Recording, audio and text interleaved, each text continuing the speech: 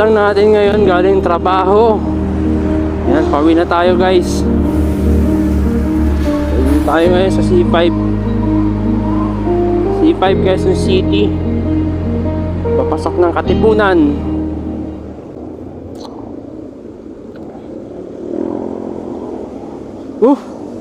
Yung counterflow ah.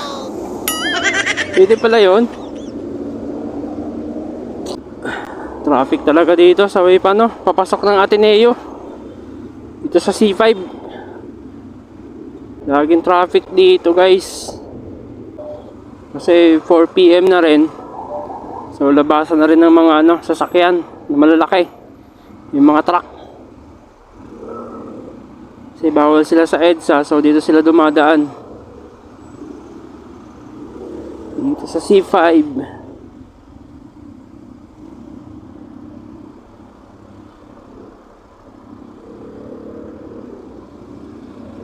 Ano? Yan o, sobrang traffic oh. Oh no!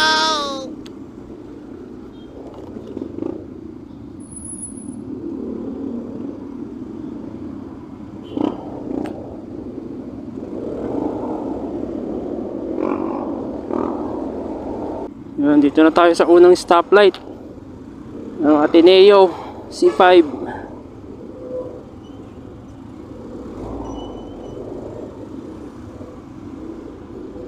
Dalawang stoplight pa bago tayo makatawid dito. Whew.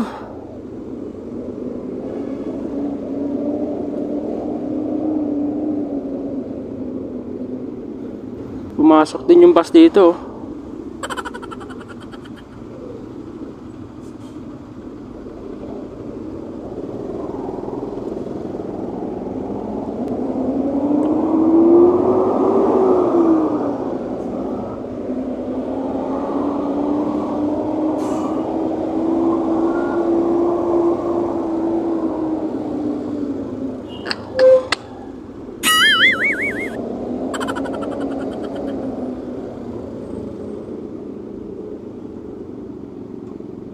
Ay, nako. Yan ang sinasabi ko.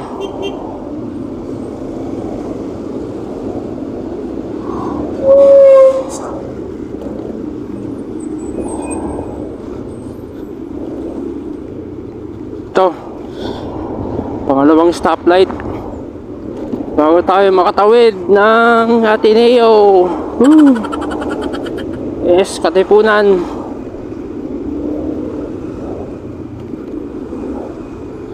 Dito naman, tuloy-tuloy naman. So, isang stoplight na lang. Pasok ka tayo ng flyover.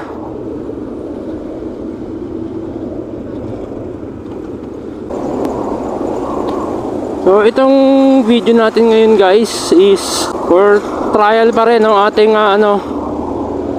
camera setup for motovlogging. So yung gamit kong camera ay cellphone pa rin. Tapos yung microphone ko, yung external microphone is ang ginamit ko dito, yung headset ko lang na pinaglumaan. So sa mga nagbabalak na mag motovlogging dyan, isimulan nyo na. Kasi worth 120 pesos lang guys. Pwede na.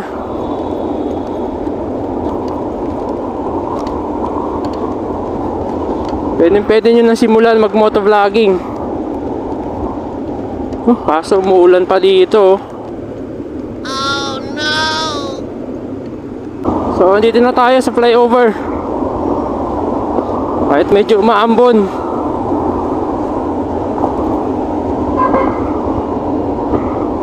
Sa mga nangangarap mag motovlog, so ganitong setup pwede na siguro yon. Pagtyagaan muna kasi siyempre sa umpisa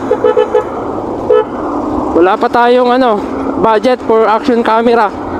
So cellphone lang talaga yung magiging sandalan natin para sa ating camera.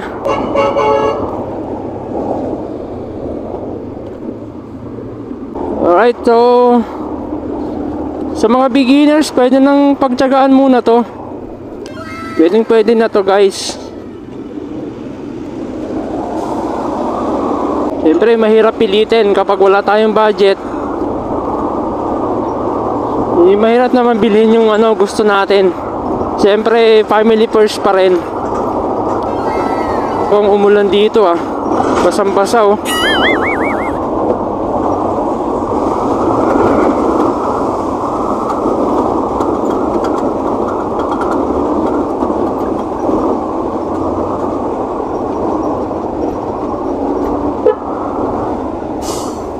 Yan oh. C5 talaga daan ng mga truck. Kasi bawal na sila sa EDSA eh. Kaya pag inabot ng 4 PM ka dito, 4 PM hanggang 6 PM to 7 PM, yan, traffic na talaga dito sa C5. Kasi sobrang dami ng mga sasakyan ng truck. Malalaking truck, nakakatakot pa naman.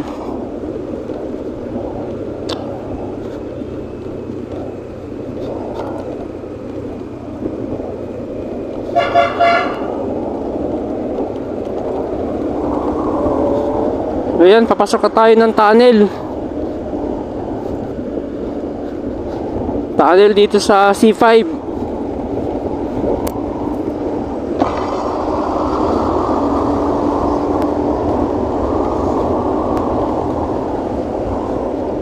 Tingnan natin kung maliwanag pa rin yung Naka-open visor ako kasi madilim dito.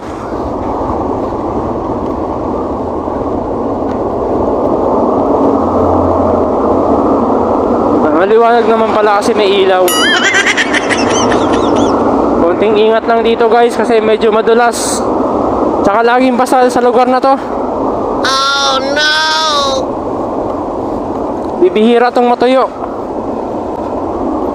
So yun, maluwag naman ang C5 papuntang papasok ng Pasig. Pasig sa Eastwood, Pasig. Maluwag naman. So basta lang dito yung daan kasi siguro umulan na dito kanina. Oh no! Pero goods naman kasi hindi na tayo inabutan. Konting ingat lang kasi madulas.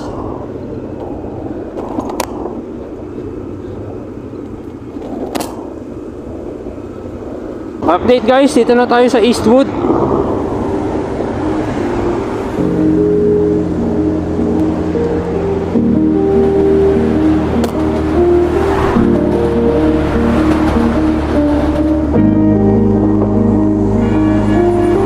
Shoutout pala sa mga subscribers ko.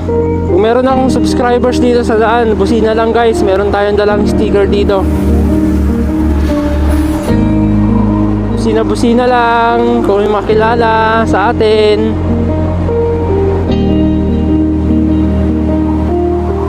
Thank you Lord, maluwag ang daan dito ngayon. Kasi kalimitan traffic dito eh.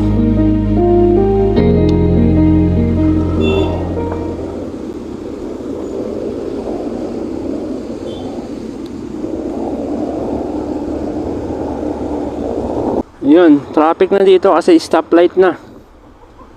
Yun, mapasok na tayo dito ng flyover. Puntang SM Pasig.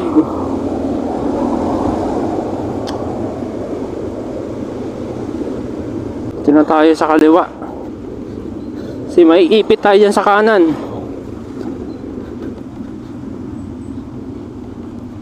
No, puro mga malalaking sasakyan, truck. Oh no! Oh. Ay kuya, tumingin ka muna. Daldalan kayo ng daldalan eh.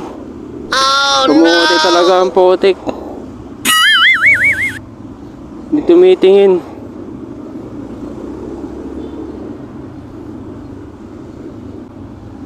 Mahirap eh. Ikaw nag-iingat. Kasabay mo, hindi. Oh no!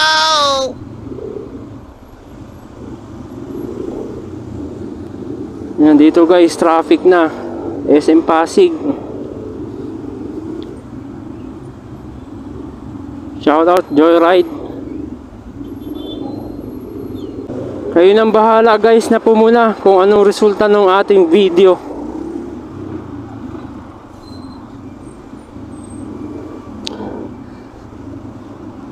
Meron pala akong guys, isi-share sa inyo para hindi masyadong shaky yung mga video mo kapag gamit mo yung cellphone.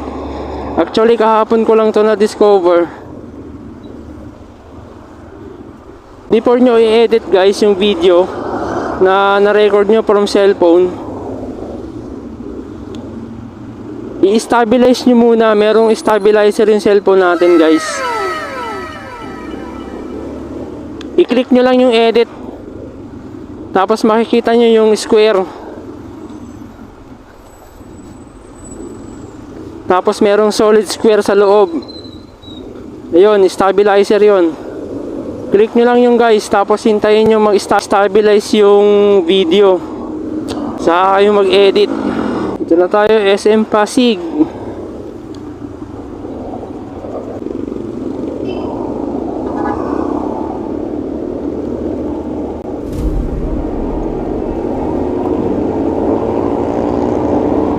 Alright, ito na tayo sa flyover ng Kalayaan. Ayan, tinan mo, magka-cut yan, oh. Oh no! Sige, pasok. Mamadali ka eh. Ay, nako.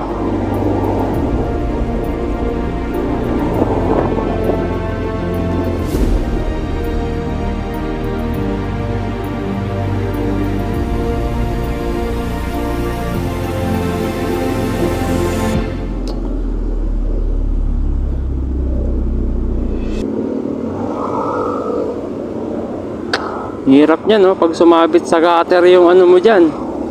Oh no! Sandal ka talaga sa sasakyan dyan. Sumabit yung bangka mo sa gutter. Naku po.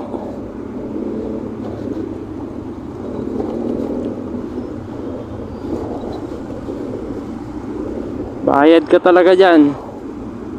Tapos ganito yung mababangga mo, masasagi mo, Fortuner. Oh no! O kaya ito, ouchie talaga. So update guys, dito na tayo sa may ano, papasok ng market. Yan, market, SM Aura. Diyan yan sa kanan. So tayo, diretso lang.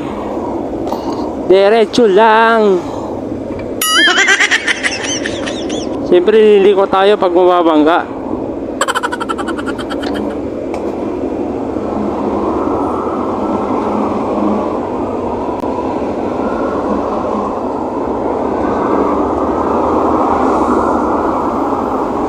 Yan o, papasok ng market, taas.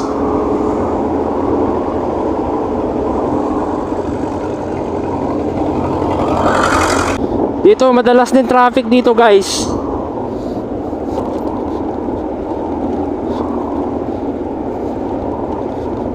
Siguro na timingan lang natin na ano, konti lang yung sasakyan ngayong Lunes.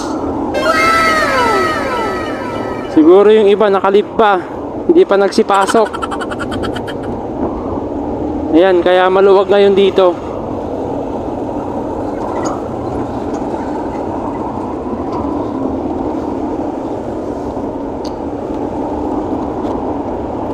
Ayan o, umili ko kakanan, hindi nagsisignal light. Grabe naman talaga oh.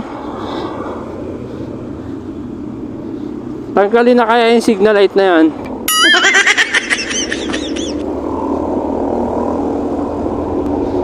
Ayun, dito na tayo sa McKinley.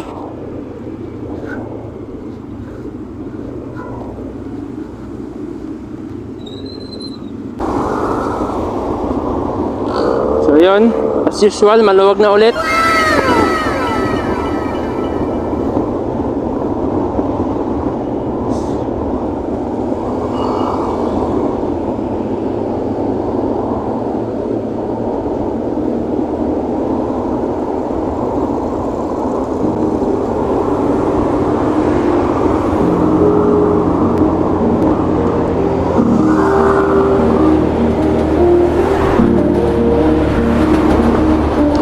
Guys, may tanong ako. Kapag ba may nag-overtake sa inyo, natitriggered kayo? Aminin. Aminin nyo guys, aminin nyo. Yung iba, Oh no! dati ako, natitriggered ako kapag pag may nag-overtake sa akin. Pero isipin natin mabuti guys, wala namang magandang idudulot yun.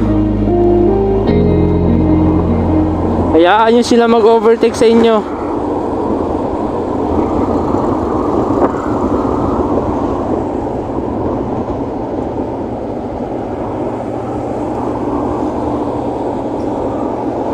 Hayaan nyo lang mag-overtake. Wala namang mawawala.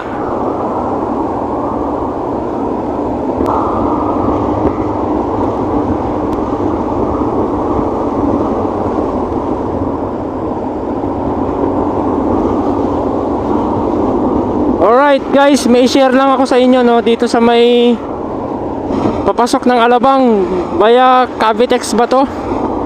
Basta itong flyover dito papuntang Alabang. Huwag kayong papasok dyan, maraming nalilito dyan guys eh. Oh no! Ayan o, Skyway.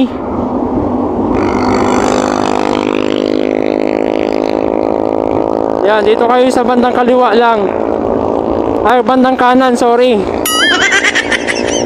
Yan, East Service Road. Kung below 400cc kayo, dito kayo sa may ano, bandang kanan. Huwag kayo dyan sa kaliwa kasi ano yan, Cavitex.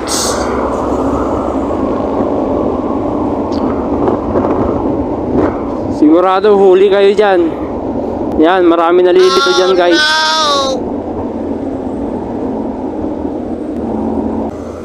Alright, siguro guys, dito ko na tapusin yung vlog natin for today. Sana naman bago nyo iwanan tong video na to, makakuha ako sa inyo ng isang like, isang subscribe. Woo! Ride safe!